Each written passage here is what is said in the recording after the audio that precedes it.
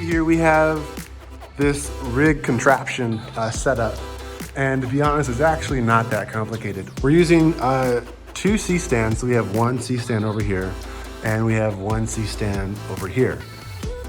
So this is actually a 12-foot long backdrop support. Obviously, we didn't need to use the full 12 feet, and this does break down into 4 individual pieces, which is really great, because obviously you can just do a 9-foot setup or even a 6-foot setup. But today, for fun, for safety, we wanted to go ahead and use the full 12 feet. Now, we have 4 of these tube lights rigged up via these A-clamps. These A-clamps just clamp up here to the backdrop support, and each of these tube lights actually have their own little hook. That's really convenient.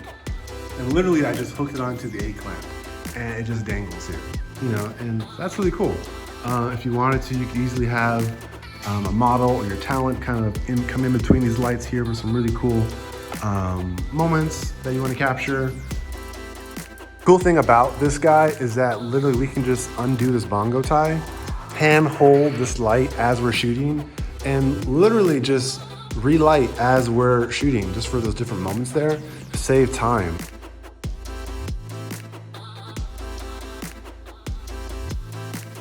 So guys, that is it for today. I hope you enjoyed this video. If you did, please give me a thumbs up, guys, and leave me a comment below with any suggestions that you guys may have. I would love to know more, guys. Also, please subscribe if you already haven't, guys. Please go ahead and subscribe. I'll be releasing new content every week on how to light, how we do things in the studio, what's available in the studio, guys. Please go ahead and give us a follow. I'll see you guys next week.